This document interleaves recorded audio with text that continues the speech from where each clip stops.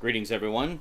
Well, guess what? It's time for another Halloween package opening. This time, we got a mysterious package from 13evilpriest13. We'll just call him Evil Priest. Yes, from Auckland, New Zealand. Now, of course, Evil Priest always sends me cool stuff. He sent me a few packages in the past, as I'm sure a lot of you are aware. And yeah, can't wait to see what he sent this time. So let's check it out today on the Multimedia Chronicles.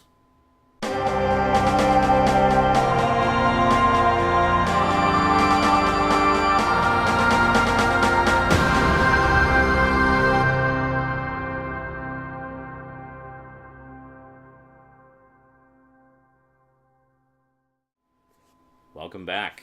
Alrighty, let's see what Evil Priest sent this time around. Box cutter activated. Yeah, and some of you thought that I wasn't doing that anymore. Well, the reason I didn't do that for so many videos is because most of them are bubble envelopes, and I didn't need the box cutter. I just rip them open. Alrighty, so let's check this out here.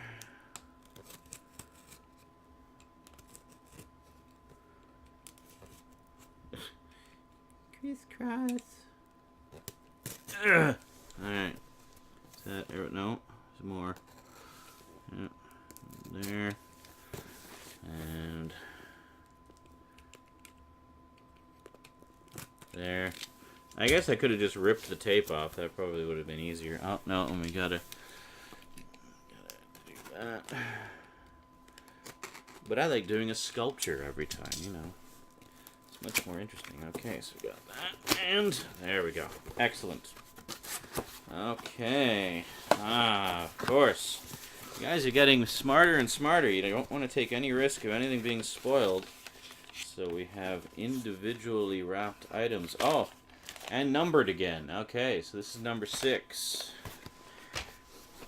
So I should open it from the other end. Oh, wait a minute. Number 5.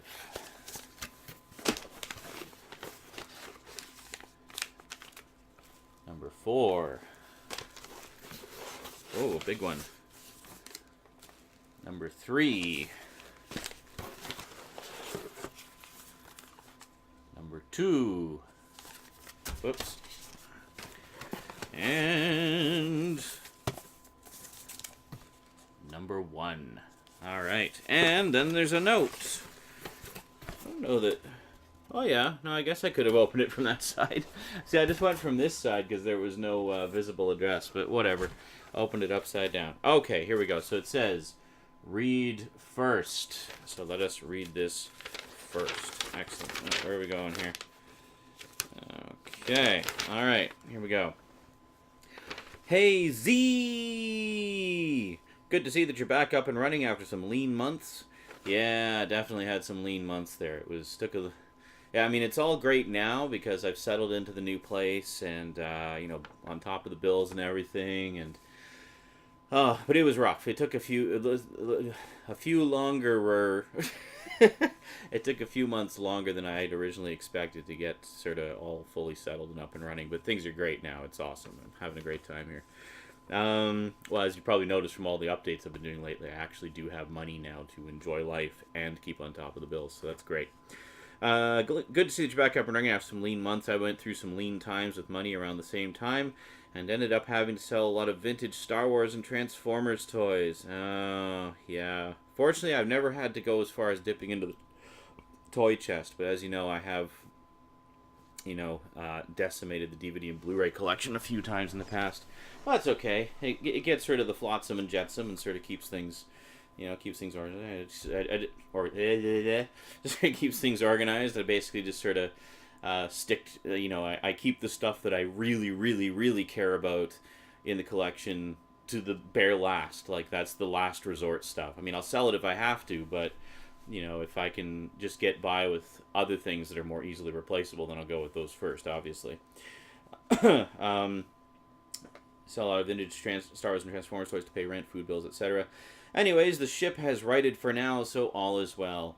Yeah, it seems to be the way life goes. You go through times of plenty and times of not so plenty, but you just kind of, you know, keep on keeping on and keep on maintaining that hope that things will always get better, because usually they do. You know, the bad times don't always last if you're willing to, you know, put in the time and effort to make it go. Since the last package, I've started my own nerdy review channel with my girlfriend and my dog Pippi, as you know. Oh yes, if you want to check out, he does have his Evil Priest channel, but he doesn't really do videos on there. It's mostly just for commenting on videos and stuff. But he does have a review channel that he put up, namely this one, entitled This Hidden World. So be sure to check that out. He does a lot of different reviews and gives us a look at some of the beautiful scenery of New Zealand there as well as he does them. So it's quite nice. It's been a bit of fun and a learning curve of what are the best ways to get them made. Yeah, I mean, it's always an ongoing adventure learning about video and, you know, different ways to sort of keep things interesting and mix things up a little bit. Of course, I also have my own personal channel, which I update pretty regularly with some other cool non-reviewery stuff. Okay, I sit corrected. Apparently he does do videos on his other channel, and that is, of course, Evil Priest 13, or 13 Evil Priest 13. Okay, enjoy this haul and read the notes for each one after opening. Cheers. Alrighty, we have read it first. We are ready to get on to the goodies. Let's see what we got. Alright, so, number one. Read note on other side. Note on other side, read after. Okay, so we'll just take the tape off the note here, and we will read it after. I think he did this the last time as well. I notice a lot of you do that. It's sort of become a thing that many of you do now, is you include individual notes for individual items, which is cool, because then we'll put it there so we don't forget. Alright, so let's take a look here. Which is nice. I mean, it's a little bit of extra fun, right? So what do we got here? We have... Ooh, Robert Mitchum and Teresa Wright in Pursued. Excellent. So what do we got here? Robert Mitchum, oh, Western, sweet. Robert Mitchum plays a jaded Civil War hero who's pursued into the barren frontier wilderness by inner demons from his childhood past and real killers in the present. His passion for Teresa Wright, who plays his stepsister, leads to a fatal gunfight with her brother. Wright marries Mitchum, but the arrival of a mysterious stranger out to settle an old score with Mitchum sidetracks her and leads to a startling climax of treachery, murder, and shocking revelations. Fantastic. So this is from Artisan Entertainment, Republic Pictures. Is this a Region 1 release? It looks like it's a Region 1 release. Oh, cool. Makes it easier to play. So we got presented in the original 1.33 to 1 aspect ratio format in which the film was shot. Excellent, 1947. Sweet! Well, thank you very much. I do love me some classic Western action, and Robert Mitchum is one of the all-time great stone-faced tough guys. So let's take a look here. Classic Western with Robert Mitchum, considered by many as the first noir Western. Oh, very cool.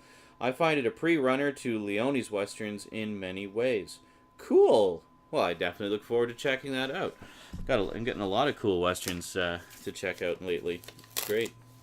Okay, so number 2. Let's just, again, take the tape off. There we go. So, Pursued. Excellent. Yeah, see, I mean, this is why I love getting packages from you guys, because you often send me stuff that even I've never heard of. So, there's a lot of obscure gems out there. And between our collective movie knowledge, I'm hoping that we can, you know, help each other to all discover some things. Oh, hey, there we go. Oh, excuse me. I'm unbelievably tired today. We have a classic Steven Seagal actioner on Blu-ray, Above the Law. Excellent. Yeah, so we got some new Steven Seagal recently from Bringer of Funerals, and now got some classic Steven Seagal from Evil Priest. Excellent. So in his, it's actually his first film. I didn't know that. In his sensational screen debut, Steven Seagal smashes his way into the top ranks of action stars, playing a maverick Chicago cop, tracking down ex-CIA operatives trafficking drugs and plotting a political assassination. Oh, excuse me. Director Andrew Davis unleashes the fury all over the Windy City as Nico and partner Pam Grier close in on a psychotic crime lord, Henry Silva. Through it all, Seagal is a one-man lethal weapon, says Pat Collins of WWR-TV in New York. Excellent. I see it also has Sharon Stone in it as well, eh? Cool.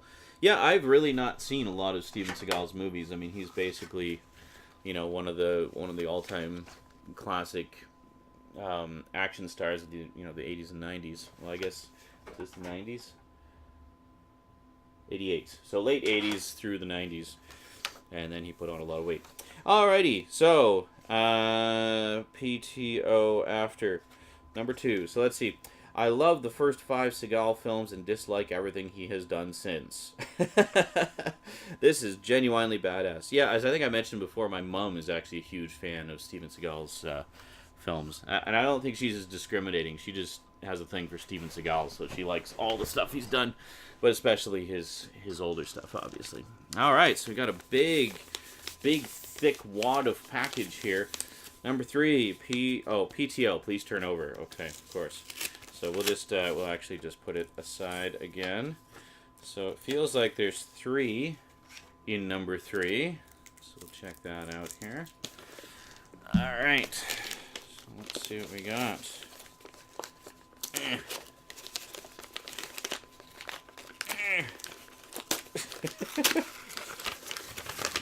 Okay. Oh, what do we got here? Ooh. From Troma Films and Anchor Bay. Oh, wow. We got like a whole bunch of cheese here. Fabulous. I love it. So we got two Troma triple packs from the looks of it. Or one triple pack and one single. Okay. So first off, okay, we got a Troma Triple B header. There we go. Check that out. We have The Nightmare Never Ends, Igor and the Lunatics, and Frostbiter, Wrath of the Wendigo. And bonus, Lunatics music video directed by Lloyd Kaufman. 3 movies thanks to the miracle technology of V3 Media, whatever that means. Yeah, I think the miracle technology is they just compress the hell out of it to cram it all on one disc. So there you go. Very cool indeed. So okay, so we got that one, and then we have Lust and Desire in Vegas, High Stakes. Lachrymose lesbians, perverted hillbillies, and sex-crazed hitchhikers in a desert of greed and sin. There you go. Fantastic. That just sounds cheeserific. Let's move these over here. All right. I love how even the covers look completely trashy, like just, you know, something you'd find in a back alley.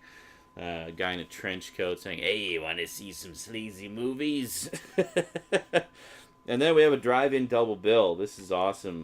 We've got Return of the Killer Tomatoes and Return to Horror High. Excellent. Is this the second Killer Tomatoes movie? Yeah, I always had a soft spot for that because it has John Astin in it, of Addams Family fame, of course. He was Gomez in the old Addams Family show. Fantastic. So we have, and I don't think I've ever seen the original Horror High, if that is indeed a sequel. No, I don't think it is no, it isn't a sequel. It's just they're returning to Horror High at a reunion. But, or maybe it is. I don't know. I'm confused. But, yeah, very cool. See, I told you there'd be some good Halloween stuff in here. There always is. Evil Priest does not disappoint when it comes to cheesy horror. That is fantastic. Definitely going to enjoy those. Is this a single disc? Oh, yeah, it's a double-sided with an insert. Let's check out the insert here. So we got Return of the Killer Tomatoes. Yeah, a lot of people don't even know there was sequels to the Killer Tomatoes movies. But, yeah, there was Attack of the Killer Tomatoes, Return of the Killer Tomatoes. There was something about the Killer Tomatoes in Paris. And then there was also a Killer Tomatoes animated series. Yes, Saturday morning cartoon based on Attack of the Killer Tomatoes. Go figure. I've seen this one and I've seen the original. I don't think I've seen any of the other stuff. But, oh, note. We should check out the note. Yes. Troma! 6 Troma films in all, 2 of which have George Clooney. Excellent. George Clooney. Which ones have George Clooney? They have, is that in, that one? No. Oh, yeah, he's in Return of the Killer Tomatoes. And what other one? Is he in this one?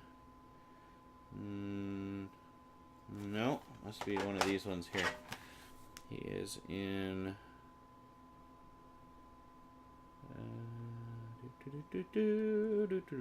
Oh, Nightmare Never Ends actually has Richard Mole in it. That's awesome. He was Bull in Night Court, and Batman the Animated Series fans may remember him as the voice of Harvey Dent / Two-Face in the 90s animated series. Very cool.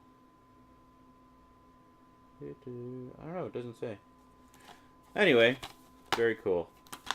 I will definitely enjoy checking those out. Let's see if there's... Yeah, there's no insert in this one either, but there is the movie. Okay, so number 4. Let's carry on here and see what other goodies await. This is the kind of package I love to get because you really have... I mean, you know that it's movies and stuff, but you really have no idea what you're in for. I mean, it's a complete surprise right across the board. Okay, put that there so we don't forget about it. So, okay, something... It's a little too small to be a DVD. Let's see what we got here. Oh. Oh my god. Oh, this is hilarious. See, this is why I need to get up to date on my Transformers. But check this out. Hardback Ladybird book, Transformers storybook. I should mention, I actually have the complete set of these. And I have neglected to ever mention that in a video. This is why I need to do more about my book collection and whatnot. But the thing I like about these books is the renditions of the Transformers in it actually look very much like the toys. Unlike the cartoon where they softened the designs a little bit and made them look a bit different. But if you look, where's a good example here? If we find if Bumblebee's in here somewhere. I don't know that Bumblebee's in here. But here, okay, well, if you look at Gears there, for example, Gears looks exactly like his toy counterpart. But here, let me just grab it for you real quick, and I'll show you. But I know these are pretty rare now, and I just kind of happened across them one day in my travels and had some spare cash, so I grabbed them. As far as I know, this is all the ones they did. But there's Autobots Lightning Strike, Megatron's Fight for Power, Autobots Fight Back, Laserbeak's Fury, Galvatron's Air Attack. Yeah, there's 4 with like the original G1 characters, and then there's 2 with the post-movie characters, and Decepticon's Hideout. You got like Hot Rod on the back there. But yeah, very cool. I mean, when I get around to doing some more Transformers videos, I'll probably do a video specifically about these, just because they're a curious little addition to the Transformers universe. But yeah, thank you very much. I mean, I definitely appreciate the thought, because I know that a lot of people probably don't even know that these exist. But these are basically just short storybooks with original artwork and stuff like that, and very cool. Definitely a rarity. Definitely a rarity to grace anyone's Transformers collection. Let's see where we're at there. Oh yeah, we're good. Forgot I gave a little bit more space on this side today, so there we go. Very cool. So let's see. Let's check out the note here. This could be a great first Transformers book for Rosie. Ooh, that's a good thought, actually. I could keep my pristine versions for me and then give her the slightly beat up one. I think that's a great idea, actually, because she does like the Transformers cartoon, and I haven't shown her the movie. I'm not going to show her the movie until she's older, because I know that it tends to traumatize kids. Plus, I want her to be good and familiar with Optimus Prime and all the original Autobots before I show the movie where they all get killed. Just so she can have that same experience we all did. But yeah, no, she definitely likes the original Transformers cartoon, and yeah, I think that's something that she would definitely enjoy. So thank you very, very much for that. I think that's a great idea. So this could be a great first Transformers book for Rosie, bedtime reading for father and daughter. Absolutely. I'm actually in the middle of reading. Where is it? Is it out here somewhere? I don't think it's out here. No, I think it's back in her room. But I have sort of a condensed version of Frankenstein, so that would be a nice story to read for Halloween month.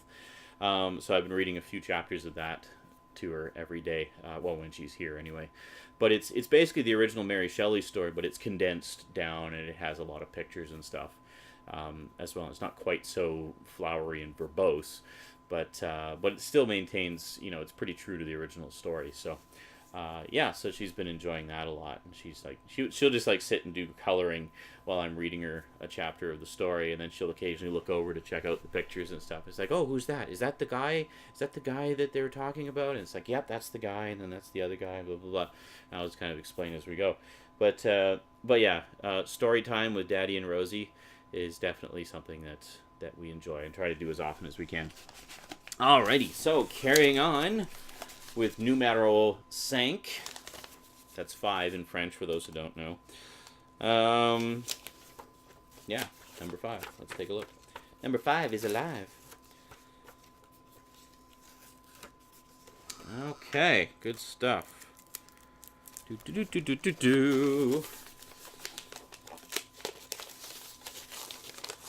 What could it be? Oh, this feels... Oh, cool! I remember seeing this edition around, and I always meant to get it, but I never did. We have the Ice Pick Special Edition of Basic Instinct. How cool is that? How does this open? Anyway, I don't even know how this thing opens up. Is it like that? Ah, there we go. Okay. So we have basically just a piece of styrofoam or a piece of like foam that the disc sits on. But then if we take it, is there another disc in here? There is. No, it's not. Oh, wait a minute. Hold it a second. Let's just put this here for the moment. There is. Ah, okay. So it's just like an insert. Whoops. It's like an insert on the back. That just tells you the contents. And then there's the booklet. Or a booklet. Oh, cool promotional offers. Okay, it's an ad. So we got... Oh, these aren't even movie related. Oh, what the hell?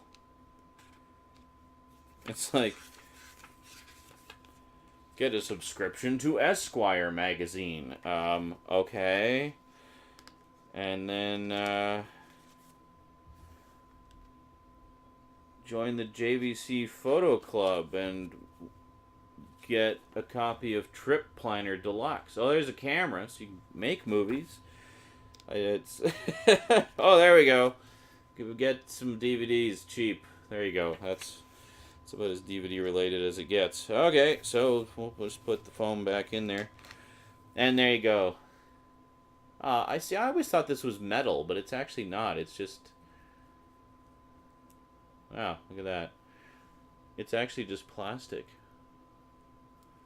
It's a plastic ice pick. I always thought it was metal. I was looking forward to using it to kill people. Oh, well. Oh, it's a pen! It's a pen. All these years that I've seen this set around, I had no idea that the ice pick in the set was actually a pen. That is wild. Cool. So you can write with the ice pick if you want. Now, I keep going on about the ice pick and such because, of course, everybody knows about it, but I have to make a confession. You're not going to believe this, but I have actually never seen Basic Instinct. Yep. It's been on my list of ones I've been wanting to see for ages. No, but now, interesting side story. Basic Instinct, of course, is directed by Paul Verhoeven of RoboCop, Starship Troopers, and Showgirls fame. But what a lot of people don't know is Basic Instinct is actually kind of a remake. A remake of a previous Paul Verhoeven film, a Dutch film that he did called The Fourth Man. And if you go back and watch... Now, I've seen The Fourth Man. I actually used to have it on VHS. In fact, I think I still do have it on VHS somewhere. I tried to sell it a while ago because I wanted to get the DVD, but nobody was buying VHS anymore, so I'm kind of stuck with it. But anyway, yeah, The Fourth Man was very similar. It was basically about a gay writer who just kind of ends up meeting this woman, and she seduces him, and she's had a lot of husbands in the past who died under mysterious circumstances, and as he kind of puts the pieces of things together, it seems like maybe she murdered them, but you don't really know for sure. So there's a lot of mystery surrounding that and such. And apparently Basic Instinct is kind of like an Americanized remake of that, similar premise and whatnot, but also done by Paul Verhoeven. So it's like his own remake of his own movie. But yeah, if you like Basic Instinct, definitely track down The Fourth Man. It is available in English subtitled editions. I'm pretty sure it's on DVD by now. But it's great. It's a lot. There's a lot. I think there's more sex in it than there is in Basic Instinct. It's a very sex-oriented movie, very disturbing and dark and mysterious, and just a great mindfuck of a movie, and very honest and open about the sexuality and whatnot of the characters, and yeah, I really liked it a lot. Actually, my friends and I, it was like one of our favorite foreign films for a while there. And then when Basic Instinct came out, I was like, what the hell? They totally ripped off The Fourth Man. And then I realized it was Paul Verhoeven basically, remaking his own stuff for a bigger audience. And yeah. But anyway, yeah, thank you very much for that. That's definitely a cool collector's item to have. So thank you very, very much. Yeah, and it's the unrated director's cut too, which of course is the only way to see it. One of the greatest thrillers ever from Dutch master Paul Verhoeven. I knew you'd appreciate the deluxe packaging. Gee, could you tell? Just like Total Recall, Starship Troopers, this has a great Verhoeven audio commentary. Yeah, Verhoeven does very lively audio commentaries. There's a great one by him also on the Criterion edition of RoboCop, which is really good, which I think has carried over to some of the other special editions of RoboCop. I think that's kind of made the rounds. But yeah, he's a very enthusiastic, energetic director. It's always a lot of fun to listen to his commentaries and just to see him all manic and crazy and enthusiastic and energetic in the behind the scenes footage and whatnot too. Like if you watch the behind the scenes footage for Starship Troopers and see how he would direct the actors, basically performing as all the things attacking them and whatnot, and it's off the wall crazy and a lot of fun. Yeah, so that's great for Verhoeven audio commentary. Enjoy. I will definitely enjoy. Thank you very, very much, because now I can finally check that one out. I think that would probably be a good one to watch this Halloween season, so I might just do that. All right, last but I'm sure not least, number 6. Here we go. Let's see what we got. Oh, it's going to be a long one. All right, let's check it out here. Ugh. And we have... Oh, from Roman Polanski, we have The Tenant. I have heard of this film. I have never seen it. Let's just give a little read of the description here. An apartment with an unhappy past and a building filled with faintly sinister residents sets the stage for filmmaker Roman Polanski's riveting thriller, The Tenant. Polanski plays Trelkovsky, a quiet, timid file clerk whose unremarkable life becomes increasingly overshadowed with dread and fear after he moves into his new home. Adding to his paranoia are the building's other occupants who do nothing to alleviate his growing obsession with the untimely, tragic fate of the apartment's previous tenant. Is Trelkovsky's dread truly justified, or is it simply the result of a seemingly disintegrating mental state?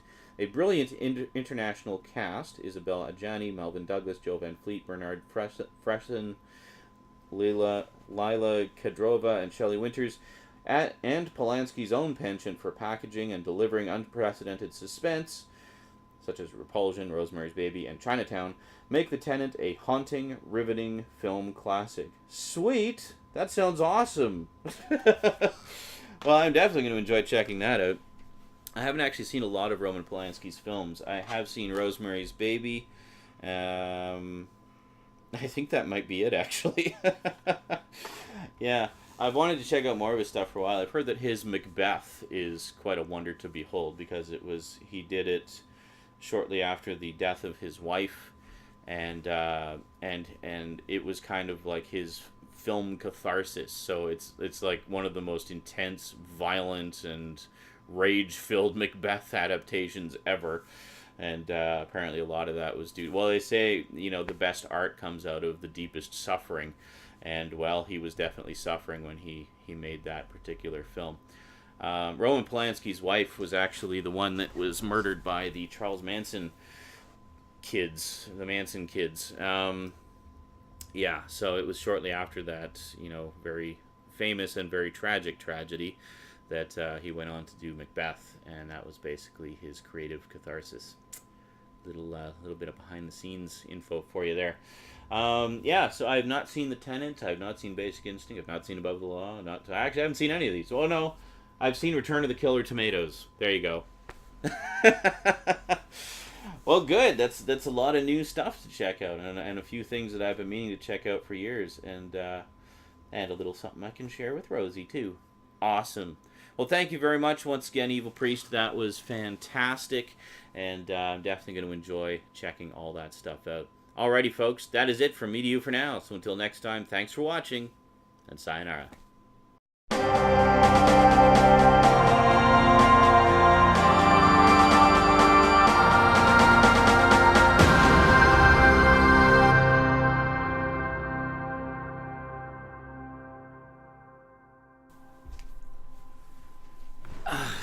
Ow. Greetings, everyone. Well, guess what? It's a patitapa.